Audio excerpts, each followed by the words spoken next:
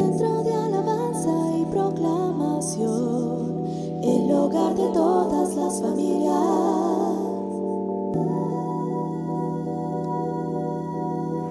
Voy a terminar esta serie de 3 sermones en la cual hablamos acerca de la misericordia de Dios y nuestros fracasos. Dios y nuestros fracasos. En el primer domingo les compartía 3 causas que nos llevan al fracaso. Una de ellas es el hecho de la autosuficiencia. Cuando tú dices, yo creo que puedo con esta tentación, yo creo que voy a salir adelante, yo creo que no necesito ayuda de nadie, yo voy a poder con esta adicción, realmente no podemos. Tenemos que negarnos a nosotros mismos y depender de Dios para no caer en tentación. La segunda causa es un temor a la desaprobación de los demás. Cuando estoy afligido sobre la opinión de los demás, me lleva a un fracaso espiritual. Y también el uso de la lengua, nuestra boca nos puede llevar a un fracaso espiritual. El domingo pasado, con mucha intención, antes de predicar lo que hoy voy a compartir, les compartí a ustedes acerca del proceso. ¿Qué hago yo cuando he fracasado, cuando he pecado, cuando he caído en lo más bajo, he negado al Señor, etcétera? ¿Qué es lo que yo tengo que hacer? Bueno, dijimos primero, debo tener un arrepentimiento sincero. Y el arrepentimiento sincero no son lágrimas de cocodrilo, es decirle, Señor, he pecado, he hecho lo malo delante de tus ojos, yo he pecado, no culpo a nadie de mi pecado, es mi rebelión, Señor, me he equivocado, he fracasado rotundamente, pero yo no quiero quedar como Judas, yo no quiero acabar como él, que la culpabilidad lo mató, yo quiero acabar como Pedro. Pedro fracasó rotundamente, pero él tomó la gracia de Dios y se convirtió en el apóstol de Jesucristo. Y oramos y venimos a Él y venimos a la iglesia y buscamos el refugio de las células, de los grupos pequeños, de la congregación, y nos aferramos a la misericordia de Dios. Ya cuando hicimos ese proceso, ahora quiero compartir con ustedes qué hace Dios con mis fracasos. Ya vimos qué debo hacer yo con mis fracasos. Eso ya lo estudiamos. Ahora, ¿qué hace Dios con mis fracasos? Voy a leer la historia de Lucas, capítulo 22, versos 31 al 34. Estamos viendo la historia del fracaso de Pedro. Dijo también el Señor, Simón, Simón. Ya les dije, ¿verdad?, que cuando Jesús decía Simón, Simón, es que algo importante le iba a decir a Pedro. He aquí Satanás me ha pedido para zarandearte como a trigo, pero yo he rogado por ti que tu fe no falte, y tú, una vez vuelto, confirma a tus hermanos. Pedro le dijo, Señor, dispuesto estoy a ir contigo, no solo a la cárcel, sino también a la muerte. Y Jesús le contestó, Pedro, te digo que el gallo no cantará hoy antes que tú niegues 3 veces que me conoces. ¿Qué hace Dios con mis fracasos? En primer lugar, Dios no se sorprende. Jesús le está diciendo a Pedro, Simón, déjame decirte algo. Vas a caer, vas a fracasar, me vas a negar. El diablo me ha pedido zarandearte y te va a zarandear como trigo. Y sabes una cosa, no vas a salir avante, vas a caer en la tentación, vas a pecar, y es un pecado de los más escandalosos que tú puedas tener. Negar a Jesús, negarlo 3 veces, decir maldiciones. Pedro, vas a fracasar. Y déjame decirte una cosa, Pedro, no me sorprende que fracases. Lo que pasa es que nosotros, cuando alguien peca, nosotros nos sorprendemos. Y pensamos que Dios es como nosotros, que Él se sorprende por los pecados o los fracasos espirituales que nosotros tengamos. Ya me imagino a Dios, ¿verdad?, diciéndome, oye, Elías, qué pecadote tremendo has cometido. Me sorprende tú, un hombre de Dios que predicas en la iglesia, mira, no puedes controlar tu carácter. Esta sí ya no te lo puedo perdonar, Ya llevamos 5 y ya como que te estás pasando. Uno piensa que Dios es así porque cuando nosotros vemos los pecados de los demás, nos escandalizamos. Yo estaba viendo que hace 50 años el cristianismo era de una manera, bueno, voy a ponerlo más acá porque me siento bien viejo, 40. El cristianismo era de otro tipo, o era la base la misma, pero había cosas, mis padres me enseñaron a mí, que algunas cosas eran pecado. ¿Se acuerdan ustedes, los que ya tienen 50 años y son cristianos desde hace muchos años, que había cosas que eran consideradas pecado? Ver televisión era pecado, ¿ya? Era el cajón del diablo. Nosotros teníamos que ir a la iglesia. Yo creo que por eso soy bien formalito en mi vestimenta, porque aquí había que venir con la camisa manga larga, todo bien abotonado hasta acá, porque si tú entrabas con short o camisa manga corta, era pecado. Ya no se diga cuando iniciamos la iglesia, y todavía hoy, amados, todavía hoy, pero cuando yo inicié la congregación, los que iniciamos sabemos que la danza era pecado. Yo me acuerdo que trajimos a un grupo musical aquí, La Tierra Prometida, y tenía un canto que se llamaba El Tren de la Vida. Si en el tren de la vida tú deseas viajar. ¿Quieren que se las cante completa? Pero si uno ve ese canto, no tiene nada de rock, no tiene nada de exagerado. Y unos jovencitos empezaron a hacer el trenecito, y hubo pastores que bajaron el switch. Era pecado danzar. Hoy en día también cuando hablan de danza, si tú danzas así hacia acá, eso no es pecado. Pero si tú danzas ya te mueves para acá, eso sí es pecado. Y hay hermanos que se sorprenden. Mira cómo están bailando los del coro. Pero es que estamos en una nueva época. Vean las iglesias, van a ver que ya hay coreografías, ya se alaba a Dios de otra manera, y simplemente les pedimos, háganlo de corazón, ¿verdad? Pero la verdad es que nos sorprendemos de cosas. Me acuerdo cuando iba a poner a las panderistas y bueno, muchos hermanos sorprendidos, hermano, es que eso no me gusta. Y yo le decía, pues qué bueno que no te guste, porque no es para ti, es para Dios. Y antes nos sorprendíamos, amados. Fíjese, hace 50 años a las mujeres dentro de la iglesia se les decía, no se maquillen, es pecado maquillarse. Hoy, 50 años más tarde, le decimos, por favor, maquíllense, mujeres. Por el amor de Dios, es pecado no maquillarse.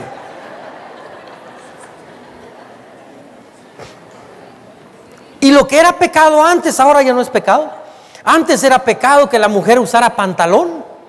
50 años más tarde es normal. ¿Por qué? Porque se agarraban de un texto que el hombre no usará ropa, o la mujer no usará ropa del hombre, pero no usaban ropa de hombre, es pantalón de mujer. Es sombrero de mujer. Pero estaba mal interpretado. Y así les puedo decir muchas cosas que hace años decían era pecado, y de repente pues ahora nos damos cuenta que no. Y todo eso, amados, antes una persona llegaba así vestida de pantalón, maquillada, o se cortaba el cabello. Bueno, era pecado. Cuando me casé, a Mabel se le ocurrió arreglarse el cabello. Y el pastor que nos predicó habló del infierno. Yo pensaba que era por el matrimonio. Yo dije, así es, Dios mío. No, era por el cabello. Y enojado porque Mabel se arregló el cabello. Eso era hace 4 años que nos casamos. Pero Dios dice, yo no me sorprendo. Escucha bien, amado, ni sorprendes a Dios por lo bueno que tú hagas. Hay pastores que hoy oré 3 horas, de seguro Dios va a estar sorprendido conmigo. No sorprendes a Dios con eso. Oh, pastores, que esta semana no pequé en nada, de seguro Dios me ama más. No, Dios te ama con amor eterno. Te ama, hagas lo que hagas, Él te sigue amando. Y cuando fracasamos, Satanás nos dice, no, ahora sí Dios no te va a perdonar, ahora sí no vayas a la iglesia, ahora sí ni te arrepientas. Y lo que Él intenta es alejarnos de Dios. Pero Dios, amado, la Biblia nos dice, Salmo 103, verso 14, pues Él, Dios, sabe lo débiles que somos, se acuerda de que somos tan solo polvo. ¿Qué somos? Polvo. Y Él se acuerda, Él sabe, dice en otra versión, Dios sabe todo de nosotros. Él sabe, amados, que yo voy a caer, que yo me equivoco, que yo tropiezo, que yo fracaso. Él sabe mis debilidades. Él sabe que soy polvo. Tal vez mi esposa no conozca mis debilidades. Tal vez tu esposo no conozca tus debilidades. Pero Dios sabe cuál es la lucha que tú tienes. Y cuando estás a punto de caer, cuando estás luchando con esa debilidad, Dios conoce. Dios sabe cuál es tu problema. Él se acuerda, dice la Biblia, de que estamos hechos de polvo, de que somos débiles. Dios no se sorprende con nuestros fracasos. Él conoce cada trampa de Satanás. Él mismo dice: a veces he permitido que tú fracases, he permitido que Satanás te zarandee, pero es la primera cosa que hace por nosotros. La segunda cosa, dice la Biblia, Él ora por nosotros.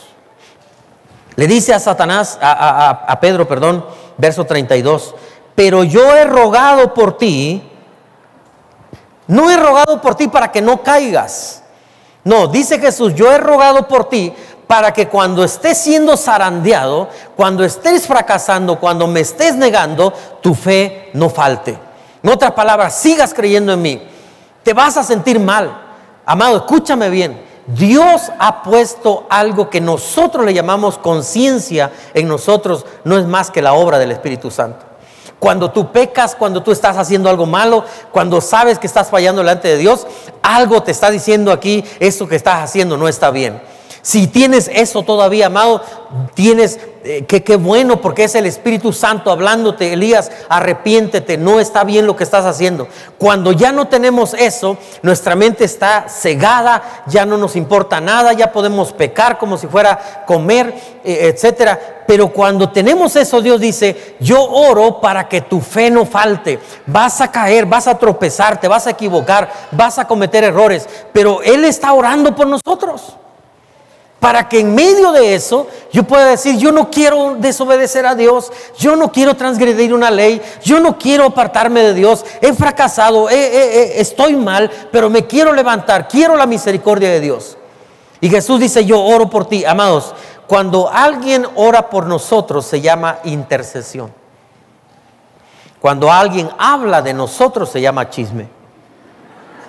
Pero si alguien ora por mí, es intercesión. Ahora déjeme darle algunos versos. Romanos 8:34. Dice la Biblia: ¿quién es el que condenará? Cristo, el que murió. Más aún, el que también resucitó. El que además está a la diestra de Dios. El que también, ¿qué hace?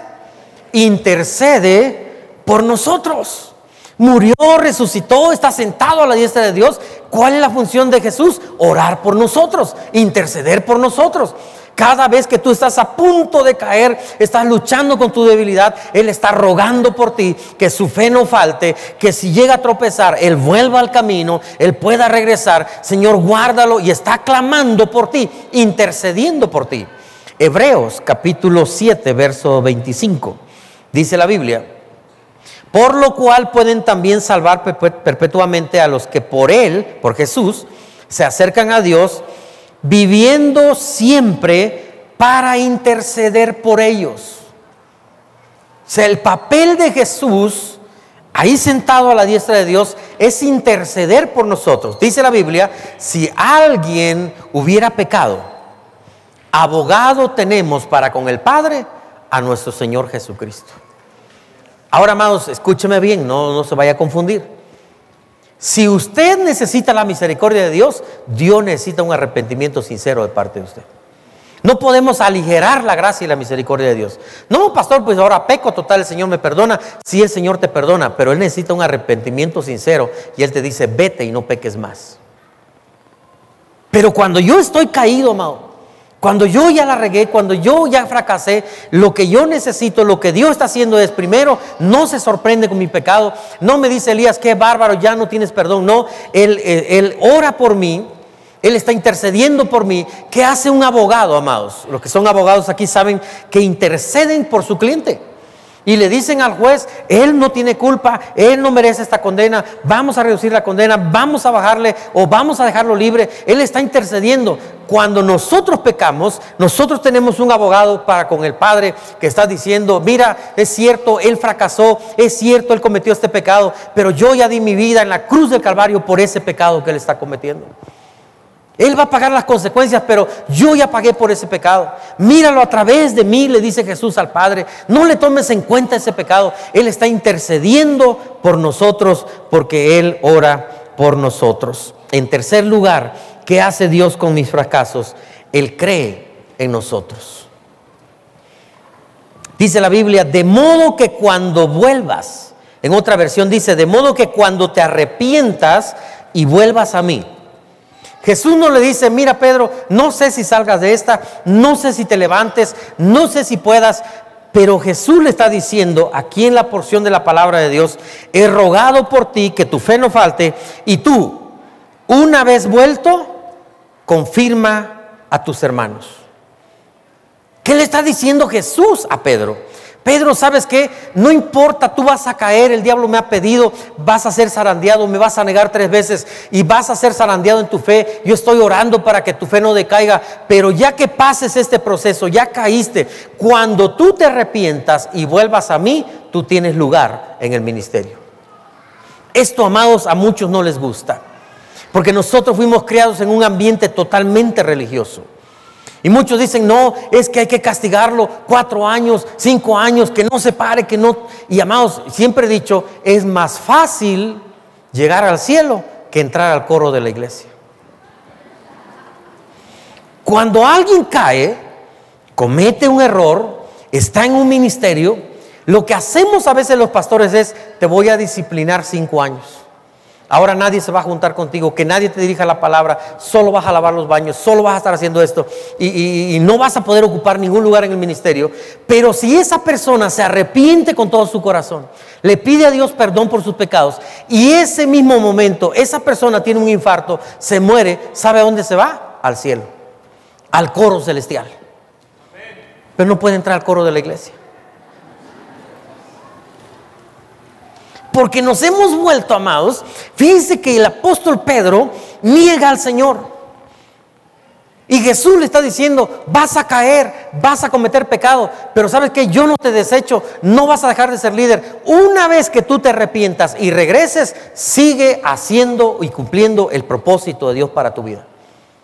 ¿Por qué, amados? Bueno, es que sí, yo no creo en el castigo, yo creo en la restauración. Es que cuando tú vienes, a un hermano cae, nosotros lo abrazamos, le decimos: ¿sabes qué? No te aplaudimos, brother, vas a pasar por un proceso de restauración, vamos a orar contigo, vamos a llevarte, vas a ir a hacer esto, vamos a estar en ayuno, lo que sea, con tal de restaurarte a la obra. Pero una vez que estés restaurado, sigue sirviendo, sigue trabajando, sigue en el coro, sigue siendo líder de célula, sigue. Porque Dios conoce nuestra situación. Él no quiere que todos se pierdan, sino que todos procedamos al arrepentimiento. Él cree en nosotros. Mire, hay unos pasajes tremendos aquí en la Biblia. Proverbios 24:16. Porque 7 veces podrá caer, ¿quién? El justo. El justo. O sea que los justos también caen. También nos tropezamos, también cometemos errores. Amado, usted me ve aquí y ve y dice: el pastor se ve perfecto. Vamos a prender unas veladoras porque es un santo. No, es que usted me ve de lejos. Yo soy como una pintura al óleo, de lejos me veo bien, soy rosa de lejos. Pero mientras más se acerca a mí, me va a empezar a ver mis defectos. Y va a empezar a ver que yo no soy tan perfecto. Es que aquí de lejos me veo bien, pero de cerca ya tengo más, ven mis debilidades. Mis pastores conocen más mis defectos, mis hijos ni se diga. Ellos saben que soy un hombre imperfecto, ellos saben que soy un hombre que cometo errores, lo sabe el Señor, y sabe que a veces tropezamos. 7 veces podrá caer el justo, pero la Biblia dice: pero otras tantas, ¿qué va a pasar? Se levantará. El Señor sigue creyendo en nosotros. El Señor sigue creyendo que tienes potencial. Si no creyera en nosotros, si Él me rechazara por mis errores del pasado, más tarde lo voy a comentar. ¿Sabe una cosa? Yo no estaría de pastor en este lugar. Yo estaría recluido por ahí haciendo algunas cosas con una culpabilidad tremenda. Yo ya no puedo servir, yo no puedo predicar porque he fallado tantas veces. Sin embargo, Dios dice: si tú vuelves a mí, te arrepientes sinceramente, yo puedo perdonar tus pecados, yo puedo restaurarte y puedo levantarte para que sigas cumpliendo el propósito por el cual yo te he llamado. Marcos capítulo 16, versos 6 al 7. Vea qué precioso texto. María Magdalena y otra María van al sepulcro. Jesús ha muerto, es domingo. Ellas llegan al sepulcro, no sé si a llevar flores, no sé si a llorar un rato, pero se encuentran que el sepulcro está vacío. Y entonces se aparece un ángel y les dice: no se asusten, Ustedes buscan a Jesús el Nazareno, el que fue crucificado. Ha resucitado. No está aquí. Miren el lugar donde lo pusieron. Pero vayan a decirles a los discípulos y a Pedro que Él va delante de ustedes a Galilea. Allí lo verán tal como les dijo. Mire la expresión del ángel. Vayan y díganle a los discípulos. ¿Acaso Pedro no era discípulo de Jesús? Pero en su gracia, su misericordia, el Señor se está acordando. Pedro ha de estar ahí en el grupito y se siente mal. Pedro ha de estar bien avergonzado. Pedro ha de sentirse que ya no es parte de los 12. Pedro ha de estar pensando, negué a Jesús, se está dando golpes de pecho, se está dando latigazos. Pedro está en la lona. Así que el Señor le manda un mensaje. Vayan, díganle a los discípulos que he resucitado, pero por favor, díganle a Pedro que le estoy enviando un mensaje. Yo quiero verlo en Galilea porque no he terminado con él todavía. No lo rechazo porque haya pecado, no lo rechazo porque me haya abandonado. Díganle a Pedro. ¿Sabe? Cuando tú fallas, parece que Dios se acuerda o sabe tu nombre y te manda a decir, dile a Elías. Muchos me dicen, pastor, cuando venimos a la iglesia parece que el mensaje es para mí. ¿Sabe que eso significa que Dios te ama tanto? Que se acordó de ti. Y aunque sea para decirte, mira, en esta área de tu vida tienes que cambiar, significa que Dios está pensando en ti. Porque yo cuando estoy haciendo mi sermón no estoy pensando a quién va dirigida esta palabra, a quién le necesita una pedrada por ahí, quién necesita este dardo. No, la verdad es que no me interesa predicar en la palabra de Dios, pero el Espíritu Santo que conoce todo, Él está poniendo todas las palabras para una persona en especial, para alguien. Dios te quiere hablar y cuando Dios te dice algo, significa que está pensando en ti. Díganle a Pedro, díganle a Elías, que lo quiero ver, porque no he terminado con él, porque sé que Pedro está sintiéndose mal. ¿Sabe? Cuando alguien falla en el trabajo, yo veo que anda avergonzado porque cometió un error. A veces tiendo a llamarlo a mi oficina. Lo llamo y le digo, y cuando yo le digo, oye, te espero en mi oficina, esa persona se siente tan mal y tiene como miedo. ¿Qué me va a decir, pastor? Le he fallado, cometí este error. Pero cuando yo lo llamo, le digo, fíjate que tengo una ofrenda para ti. O fíjate que te quiero invitar a desayunar. Veo su cara como cambia. ¿Sabe qué es lo que hace Dios con nosotros? Hemos fallado y tenemos vergüenza, no queremos ni venir a la iglesia, pero de repente Dios dice, dile a mi amigo, dile a Elías que lo espero el domingo a la 1 de la tarde. Dile que lo espero en la iglesia, que tengo una cita con él, que quiero hablar con él, porque todavía yo no te he rechazado. Dios sabe tu nombre y te da una palabra personal. Y en cuarto lugar, ¿qué hace Dios con nuestros fracasos? El Señor utiliza nuestros fracasos para edificar su iglesia. Cuando hayas vuelto, fortalece a tus hermanos. Mateo capítulo 16, verso 18. Pedro ha fracasado. A diferencia de Judas, que no toma la misericordia de Dios y muere en condenación, Pedro toma la misericordia de Dios. Y entonces recibe esta palabra de Jesús. Es un juego de palabras.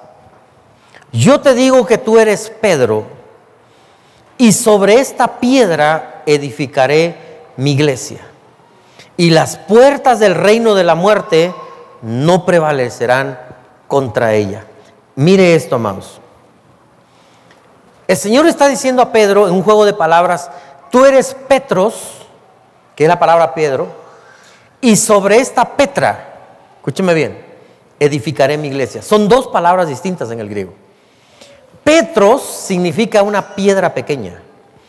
Tú eres Petros, tú eres una piedra pequeña. Pero sobre esta Petra, que significa una roca gigante, edificaré mi iglesia. O sea, Pedro, hoy has fracasado, eres una piedra pequeña, pero yo te voy a llevar de esta piedra pequeña, te voy a convertir en una roca gigante. Y sobre esa roca, sobre ese fundamento, voy a edificar mi iglesia. Ahora, amados, ¿Cómo se siente Pedro cuando está diciendo, soy una piedra pequeña, pero me voy a convertir en una roca gigante? Sobre esa roca Él va a edificar mi iglesia. Dios le está diciendo, ¿sabes qué, Pedro? A pesar de tus fracasos, o voy a usar tus fracasos, yo voy a usar toda la experiencia que tú has pasado, lo bueno que has hecho, lo malo que has hecho, todas las cosas ayudan a bien a los que aman a Dios. Voy a ocupar todo eso. Y yo voy a edificar mi iglesia, pero lo voy a edificar con hombres imperfectos como tú, Pedro. Y tú vas a ser uno de los pilares de la iglesia cristiana. Tú vas a ser uno de los 12 que va a andar predicando el evangelio a toda criatura. Y sobre esta base de los apóstoles van a ser el gran pueblo cristiano que somos hasta el día de hoy. Saben, amados, todavía hoy, el Señor está edificando su iglesia con muchos de nosotros que hemos fracasado. A mí el Señor me llama en un momento difícil de mi vida. Yo era muy callado, reservado, pero tenía mucho odio en mí. 19 años de edad, a punto de que Jocabed naciera. Yo me sentía mal porque no estaba preparado para todo lo que yo estaba viviendo. Dentro de mí había pensado en que yo iba a abandonar a Mabel. Además tenía mucho odio en mí. Estaba a punto, un día agarré una vara y estuve a punto de golpear a mi padre. Y tenía tanto odio que yo le dije, papá, si te acercas te voy a matar.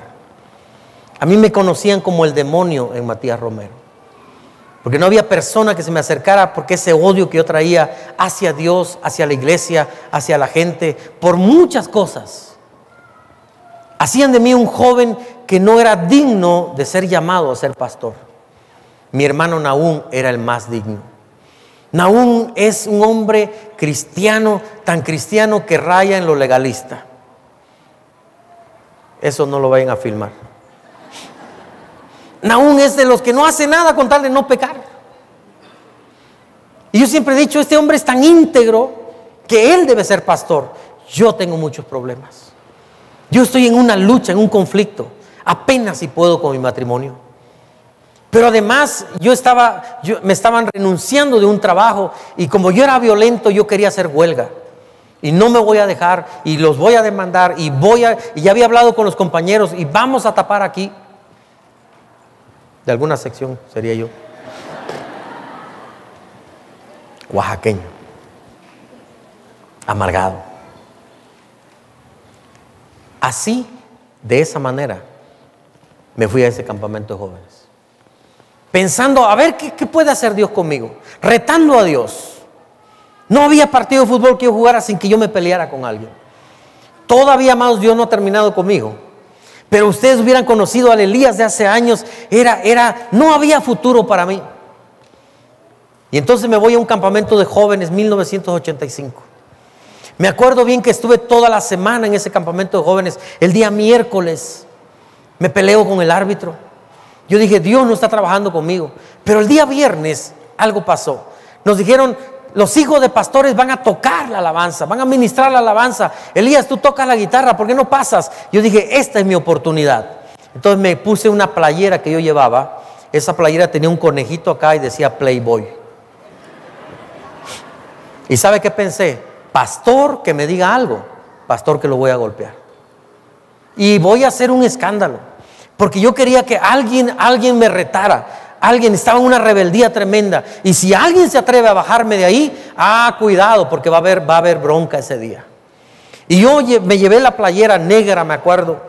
Y subo, y amados, cuando sube el pastor Leonel de León, un amigo que quiero invitar a predicar acá, guatemalteco él. Él iba a predicar y llega sonriendo, gracias a Dios por la gente que tiene misericordia. Gracias a Dios por la gente que entiende a los jóvenes que a veces están en rebeldía. Porque si hubiera pasado otra cosa, yo no estaría aquí predicando tal vez. Pero hermano Leonel de León llega, sonríe conmigo y me dice, ay Elías, un día Dios te va a quitar esa playera. Y cuando me dijo Dios, yo dije, ¿con quién peleo? Y sabe que me dejaron tocar así. Yo estaba tocando con una playera de Playboy.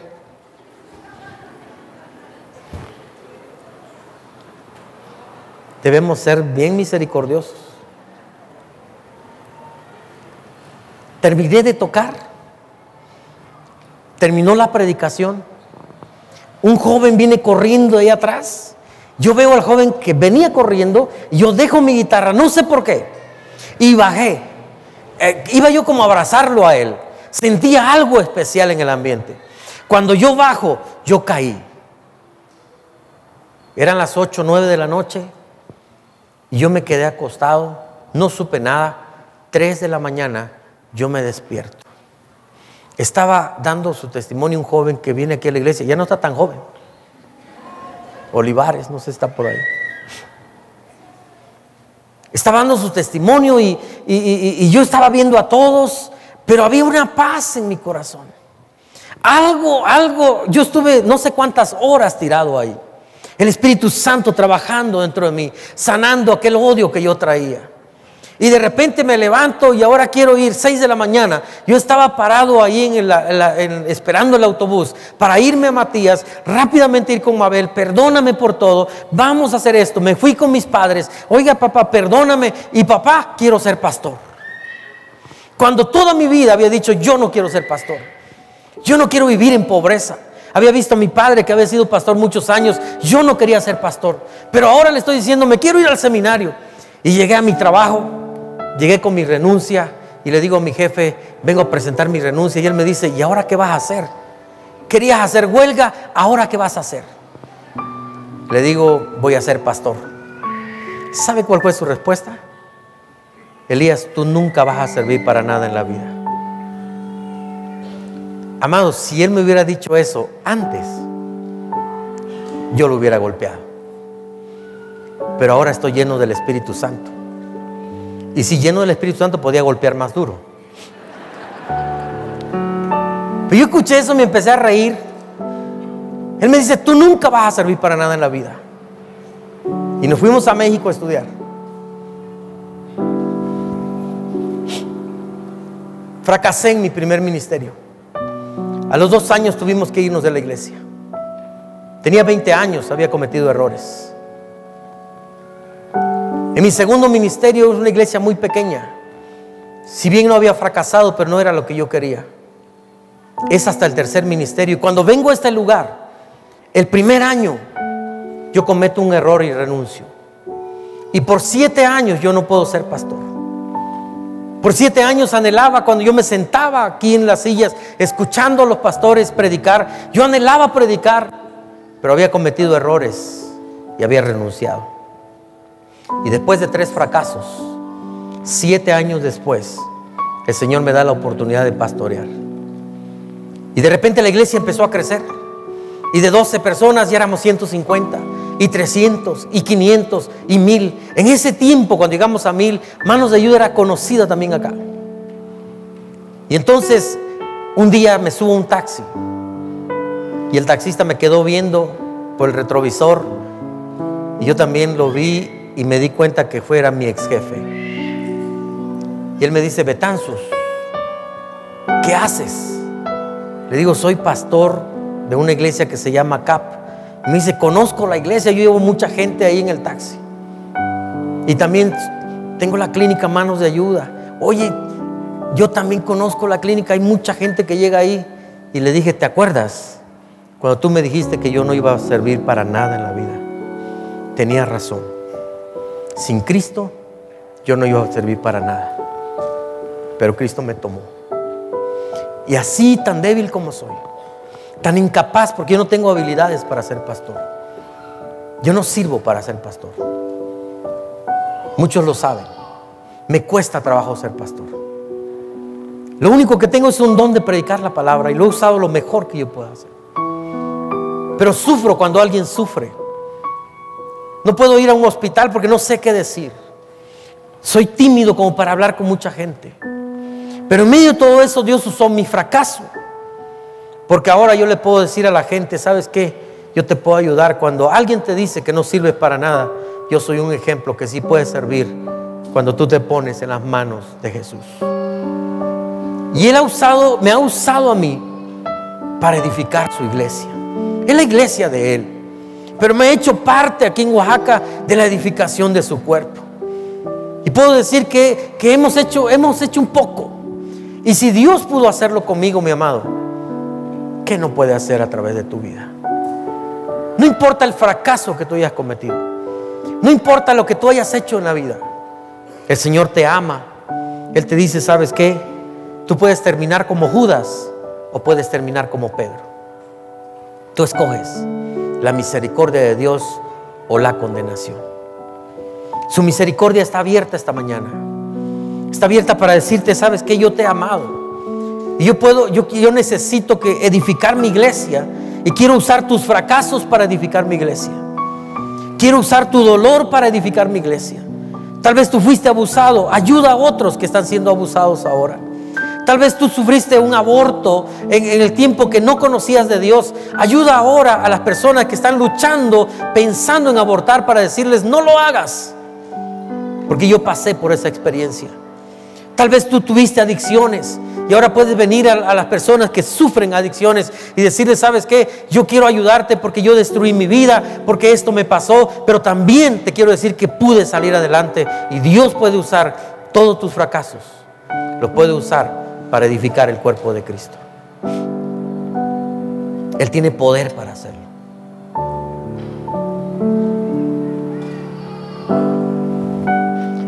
¿Cómo vas a responder a tu fracaso? ¿Como Judas o como Pedro? ¿Como Saúl o como David? Ahora tú tienes que tomar una decisión. Tú te puedes levantar y decir, voy a salir adelante. 7 veces cae el justo, 7 veces se va a levantar. Dios me ama, yo soy valioso. Y no importa el fracaso que yo haya tenido, yo me voy a levantar en el nombre de Jesús para edificar el cuerpo de Cristo. El Señor tiene un futuro glorioso para ustedes, como lo tiene para mí. Voy a invitar.